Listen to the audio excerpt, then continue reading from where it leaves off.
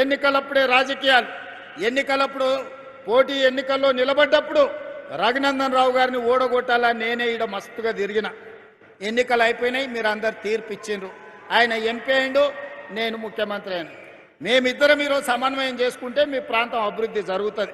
ఇవాళ సిద్దిపేట ప్రాంతంలో సమస్యలు చెప్పిండు, దుబ్బాక ప్రాంతంలో సమస్యలు చెప్పిండు, ఈరోజు ఇతర ప్రాంతాల సమస్యలు చెప్పిండు.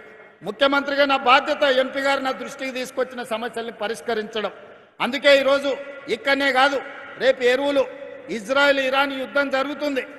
యుద్ధం అక్కడ జరిగితే మనకేందని, మన ఎరువులు మొత్తం విదేశాల నుంచే రావాలి, గ్యాస్ అక్కడి నుంచే రావాలి.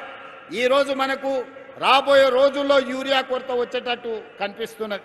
యుద్ధం కొనసాగితే యూరియా సమస్య వస్తుంది. కానీ మనకి ఇక్కడ రామగుండం ఫర్టిలైజర్ కార్పొరేషన్ ఉన్నది, ఉత్పత్తి చేస్తుంది. మన దగ్గర ఉత్పత్తి చేసేది మొత్తం మనకే ఇవ్వాలి.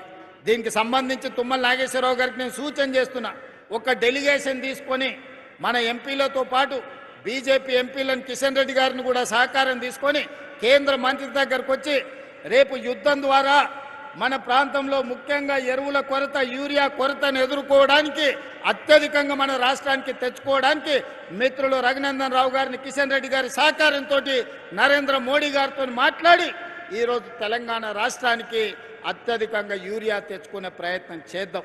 ఎందుకంటే మన రైతులు అత్యధికంగా వరి పండిస్తున్నారు.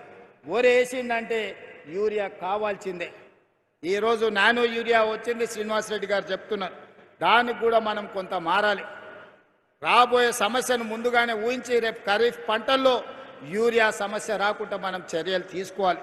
ఇవన్నీ చేయాలంటే రాజకీయ సమన్వయం ఉండాలి. ఎన్నికలు వచ్చినప్పుడు కొట్లాడుకుందాం, ఎన్నికలు వచ్చినప్పుడు పోటీ పడదాం, ఎన్నికలు వచ్చినప్పుడు ఎట్లా గెలవాలనో చూద్దాం. ఎన్నికలు అయిపోయిన తర్వాత అభివృద్ధి కోసమే అంకితం అవుదాం. అభివృద్ధికి సంబంధించిన కార్యక్రమాలను కలిసి కట్టుగా సాధించుకుందాం. దీన్ని ఎవరికి లొంగినట్టో ఎవరికి ఎవరో వంగినట్టో కాదు. మోడీ గారు వస్తే నేను వెళ్తా, నేను వస్తే రఘునందన్ రావు గారు వస్తారు. ఇది ఒక మంచి రాజకీయ సాంప్రదాయం. ఈ సాంప్రదాయాన్ని కొనసాగించాలి. ఇవాళ ఈ ప్రాంతంలో ఉన్న ఎమ్మెల్యేలు వచ్చినా మాకు ఎలాంటి అభ్యంతరం లేదు. ఈ వేదిక మీద నుంచి మీ సమస్యలు చెప్తే తప్పకుండా ఈ ప్రభుత్వం పరిష్కరిస్తుంది. ఇవాళ గజ్వేల్లో మనం తెలంగాణ పబ్లిక్ స్కూల్ ఇచ్చినాం. ఈ ప్రాంతంలో young India integrated residential schools ఇచ్చినాం. ఇవాళ వివేక్ గారిని అడిగిన సిద్దిపేటకి ఇందిరమ్మ ఇండ్లు ఇచ్చినామా అని. 3500 ఇండ్లు ఈ సిద్దిపేట అసెంబ్లీకి ఇచ్చినాం, గజ్వేల్ అసెంబ్లీకి ఇచ్చినాం, సిరిసిల్ల అసెంబ్లీకి ఇచ్చినాం. నాకు కేటీఆర్తోనో, హరీష్తోనో, చంద్రశేఖరరావు గారితోనో రాజకీయంగా భిన్నాభిప్రాయాలు